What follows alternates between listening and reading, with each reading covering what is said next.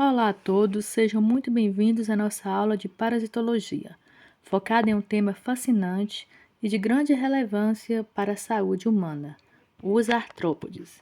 Esse material foi preparado com carinho pelas acadêmicas Amanda, Bruna, Nilmária, Silvana e Tainá, sob a orientação da doutora Carla Spaller Rocha, para o curso de licenciatura em Ciências Biológicas do Instituto Federal do Norte de Minas Gerais. Ao longo desta aula, vamos desvendar o mundo desses pequenos animais que, apesar de seu tamanho, causam impactos enormes em nossas vidas, principalmente por serem vetores de diversas doenças. Aqui, damos as boas-vindas oficialmente ao mundo dos artrópodes. O título já nos adianta a ideia principal. Esses animais são pequenos, mas seus impactos são gigantescos, especialmente na saúde humana. Vamos focar no mais famoso e preocupante para nós: os piolhos, pulgas, mosquitos e moscas. O objetivo da aula é entender como eles transmitem doenças e, o mais importante, como podemos nos proteger deles. O que são artrópodes? Bom, antes de mergulharmos nos parasitas específicos, é fundamental entender o que são artrópodes. Eles formam o maior grupo de animais do planeta. O que os tornam tão especiais e bem-sucedidos? Eles possuem características únicas. Eles possuem o corpo segmentado, como se fosse montado em módulos ou partes, exoesqueleto rígido de quitina, que é uma espécie de armadura externa que protege o animal, patas articuladas, que permitem movimentos precisos e eficientes, e o sistema nervoso desenvolvido, que eles possuem um sistema nervoso mais complexo. Neste grupo estão os insetos, como mosquitos e moscas, aracnídeos, como aranhas e escorpiões, e crustáceos, como caranguejos e camarões. Mas, para o nosso foco em saúde, vamos nos concentrar nos insetos, que afetam nosso bem-estar. Aqui nós temos a agenda da nossa aula, o nosso roteiro de estudos. Vamos começar com os piolhos, aqueles parasitas que adoram o nosso couro cabeludo. Passaremos para as pulgas, que são mestres em saltos e que incomodam humanos e animais. Em seguida, abordaremos os mosquitos, que são os vetores de doenças mais perigosos que existem. Falaremos sobre as moscas varejeiras e berne, causadoras de um problema conhecido como miíase. E, finalmente, discutiremos as estratégias de prevenção e controle para nos mantermos seguros. Vamos começar com os piolhos. Eles pertencem à ordem Anoplura e são insetos pequenos, sem asas, que escolhem o nosso couro cabeludo como lar. Para sobreviver, eles se alimentam do nosso sangue, picando várias vezes ao dia, o que causa aquela coceira irritante. Características importantes: eles são minúsculos, medem de 2 a 4 milímetros, têm cor clara entre cinza e marrom, vivem cerca de 30 dias na nossa cabeça e as fêmeas são bem produtivas, botando de 6 a 10 ovos, que também é conhecido como lêndias, por dia. E uma curiosidade: os piolhos não voam nem saltam. A forma mais comum de transmissão é através do contato direto, cabeça com cabeça. Como os piolhos se espalham? Entender como os piolhos se espalham é crucial para combatê-los. Eles têm duas formas principais de chegar a uma nova cabeça: pelo contato direto, um abraço mais apertado, uma brincadeira onde as cabeças se encostam, ou até mesmo uma selfie onde as cabeças ficam próximas demais, são oportunidades perfeitas para eles trocarem de hospedeiro. Objetos compartilhados, como escovas, pentes, bonés, travesseiros ou fones de ouvidos, que tiveram contato com a pessoa infestada, podem acabar transportando piolhos ou lendas temporariamente. A prevenção. A chave é evitar compartilhar objetos pessoais. E o mais importante, examinar regularmente o cabelo, especialmente das crianças, com pente fino.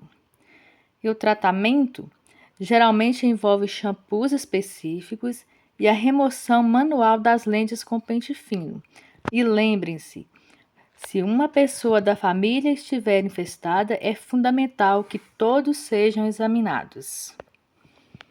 Vamos agora para as pulgas. Elas são conhecidas por sua incrível capacidade de salto. São insetos sem asas, mas com pernas traseiras tão fortes que conseguem pular até 200 vezes o tamanho do seu próprio corpo. O ciclo de vida. O ciclo de vida das pulgas passa por 4 fases. Primeiro, o ovo. Ele é depositado em locais como carpetes, camas e frestas. Depois vem a larva, que se alimenta de matéria orgânica, como fezes de pulgas adultas. Terceira, a pupa, uma fase de desenvolvimento dentro de um casulo. E depois ela adquire a forma adulto. A pulga adulta emerge e salta em busca de um hospedeiro para se alimentar. Os problemas causados pelas pulgas. Elas não são apenas irritantes com suas picadas que causam coceiras intensas e alergias. Elas são vetores de doenças graves, como a peste bubônica, que é transmitida por pulgas de ratos, e o tifo murino, e podem até transmitir vermes, como a tênia, se ingeridas acidentalmente. Os mosquitos. Chegamos a um grupo que causa muita preocupação, que são os mosquitos. Eles pertencem à ordem Diptera e são considerados os animais mais mortais para os seres humanos no planeta. Por quê? Porque eles transmitem doenças que afetam milhões de pessoas todos os anos. A maioria dos mosquitos tem 2 pares de asas. Vamos conhecer as espécies mais importantes que encontramos no Brasil. O Aedes aegypti, que é o mosquito da dengue. Este é, sem dúvida, um dos mosquitos mais temidos, Ele é um vetor de um complexo de doenças conhecidas como arboviroses. Entre elas temos a dengue, que causa febre alta, dores no corpo, dor atrás dos olhos e manchas vermelhas na pele. Pode evoluir também para formas mais graves. Zika, geralmente mais branda, com febre leve, manchas e conjuntivite. No entanto, é extremamente perigosa para os gestantes, pois podem causar microcefalia no bebê. E a chikungunya, que caracteriza-se por dores articulares intensas que podem durar meses, comprometendo a mobilidade. Como identificar o Aedes aegypti? Ele é preto, com listas brancas nas patas e no corpo. Voa baixo, geralmente não ultrapassando 1 metro de chão. Prefere picar durante o dia, sendo um mosquito silencioso e difícil de ouvir. É importante que apenas as fêmeas picam. Elas precisam do nosso sangue para desenvolver seus ovos. Os machos, por outro lado, se alimentam de néctar das flores. Ciclo de vida do Aedes aegypti. Entender o ciclo de vida do Aedes aegypti é a chave para o seu controle.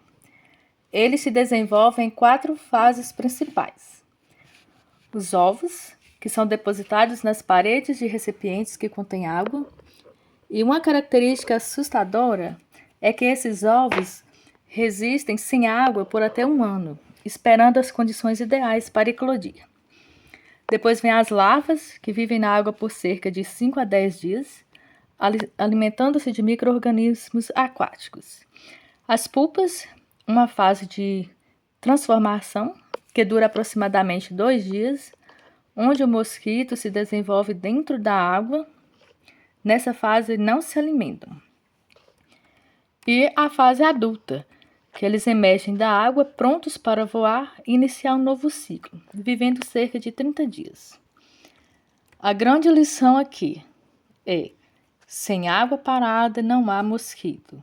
A eliminação de qualquer recipiente que possa acumular água limpa e parada é a medida mais eficaz para interromper o ciclo de vida do Aedes aegypti. Agora vamos para o mosquito da malária, o Anopheles. Ao pousar, ele fica em uma posição inclinada com o corpo mais levantado. Prefere picar durante a noite. Sua cor é mais acinzentada ou marrom, sem as listras brancas, que é característica do Aedes. A malária no Brasil. A malária é mais comum na região amazônica. Ela causa febre alta em ciclos, calafrios intensos e suor excessivo. Se não for tratada rapidamente, ela pode ser fatal. As moscas, que são varejeiras e berne. As moscas varejeiras, elas são insetos grandes, com um brilho metálico verde ou azul. Elas são atraídas por feridas abertas, lixo ou carne em decomposição para depositar seus ovos.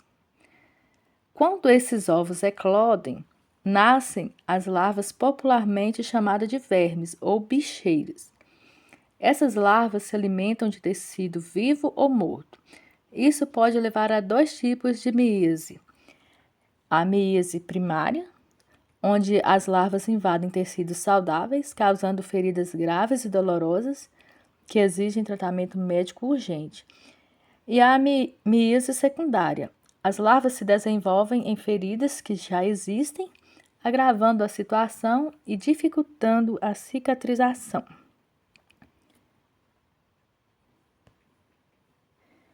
Agora a mosca do berne, que é um parasita específico. A mosca do berne tem um ciclo de vida bastante peculiar e fascinante. Veja como acontece a infestação. A mosca fêmea não deposita seus ovos diretamente em feridas. Ela primeiro captura outro inseto, como um mosquito ou outra mosca comum. Ela cola seus ovos no corpo desse inseto, ou seja, ela pega uma carona. Quando esse inseto vetor pousa em um animal ou pessoa, os ovos eclodem. As larvas recém-nascidas penetram na pele, formando um nódulo que chamamos de caroço. A larva cresce sob a pele por um período de 5 a 10 semanas. Para sobreviver, ela precisa respirar, por isso ela faz um pequeno orifício na pele.